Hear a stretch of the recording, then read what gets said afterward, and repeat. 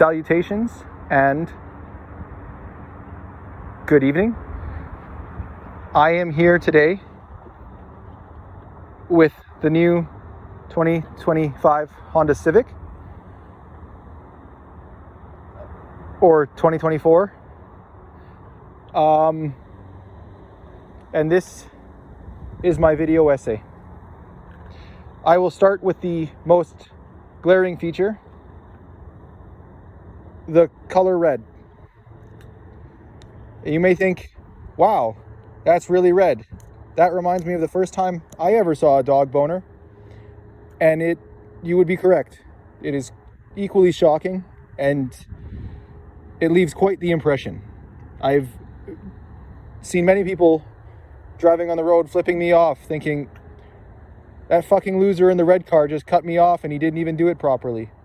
Well, I don't care, because luckily this car is actually quite quick and you can get away with quite a lot.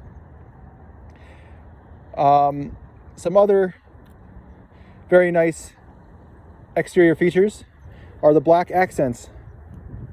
Wherever they didn't want that dog dick red, they put in the black, and it leaves quite a striking feature. There's also the lovely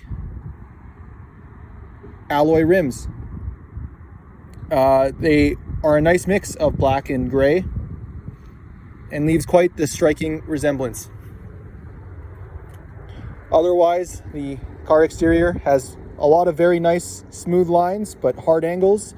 At the same time, it leaves for a very striking feature. I will now take you through the top features of this vehicle. As you can see from the front, it is quite striking. I think this looks more like the Subaru STI does than the Subaru STI itself.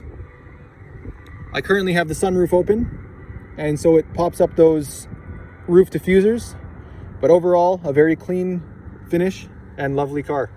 Now we move to the rear. It is currently on an angle right now, so it looks larger and more bubbly, but I assure you it is quite low, quite sporty, and quite nice. I would say the Civic has set itself apart visually from many of the other vehicles on the road today. And as you can notice, this one is the Sport Touring Hybrid Edition. The one thing I would like to bring attention to on this car, the only thing I don't find visually stunning, is this rinky-dink exhaust. We now move to the car interior, where I will provide my final thoughts. Overall, I would say the interior of this car visually has the same effect as the exterior. Overall, I would say it is extremely clean lines, very comfortable, not overly stimulating whatsoever.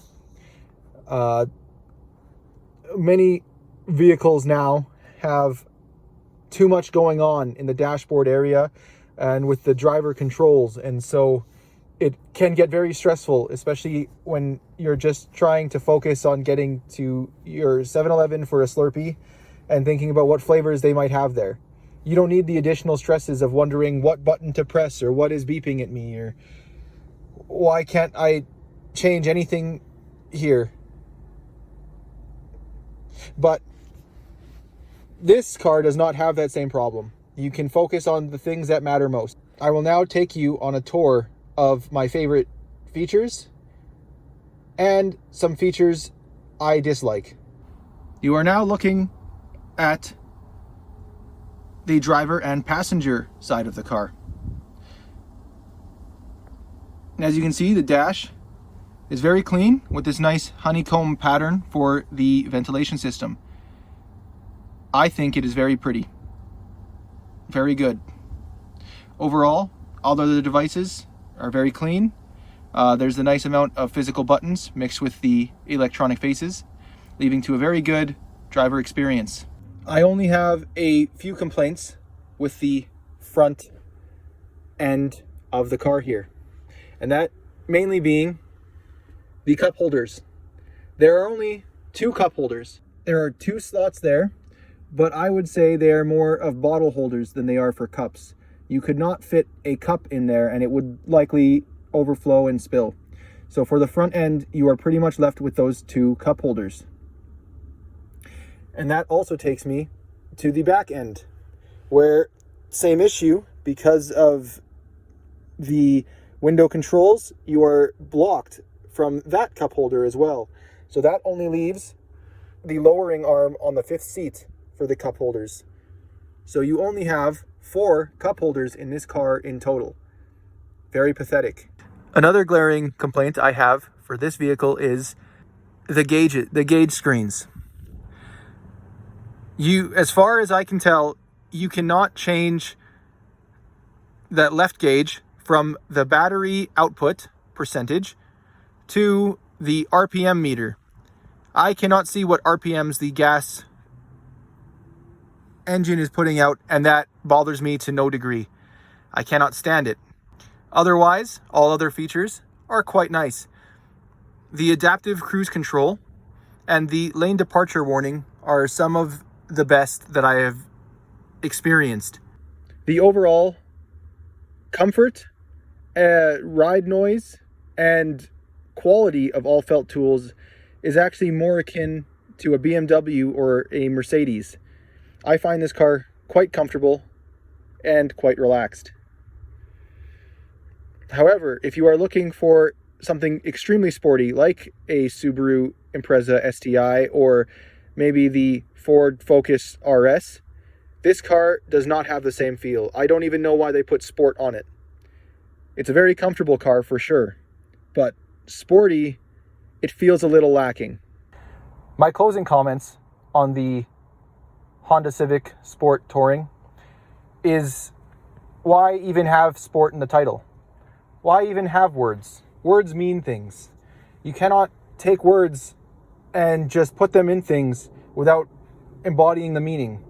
And I feel that this car did not do that with the word sport. Maybe in terms of endearment for a child, you call it sport, it would be the closest thing for this car. Because the acceleration, it does accelerate quite well. However, it doesn't feel sporty. You don't feel that launch back into your seat feeling from this vehicle's acceleration. It feels extremely comfortable. I will give it that. But it does not feel sporty.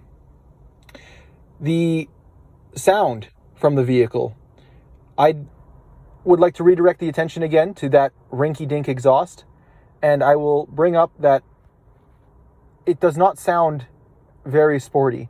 It sounds like a car who is trying. It sounds like the old people outside of old folks' homes bending down to the gutters to pick out unsmoked cigarettes. The one thing that does feel sporty about this vehicle is the handling. It handles extremely well. A very tight turning radius, very good handling controls. I always feel quite in control of the car, and it is extremely responsive. Now, as a summary to this video essay, I would like to provide first the pros. Pros, I would say extremely aesthetic exterior and interior design, extremely tight and well-controlled handling, and an extremely comfortable driver experience. Again, I would akin this vehicle more to a BMW or Mercedes rather than a Subaru or a BRZ. Now for the cons. My cons with this vehicle are the lack of color options, particularly in the choice of this extremely stunning red. There is also the lack of configurable odometer and gauge settings. I really dislike not seeing my RPMs. There is also the con of the cup holders. Shame on you, Honda. Shame. I cast shame upon you for only giving us 2 readily accessible cup holders and then 2 additional cup holders with the rear seat fold down. And another con is on all the extremely well-focused and honed-in design choices, the exhaust was an extreme oversight. Very sad. That concludes my video essay. Thank you and good night.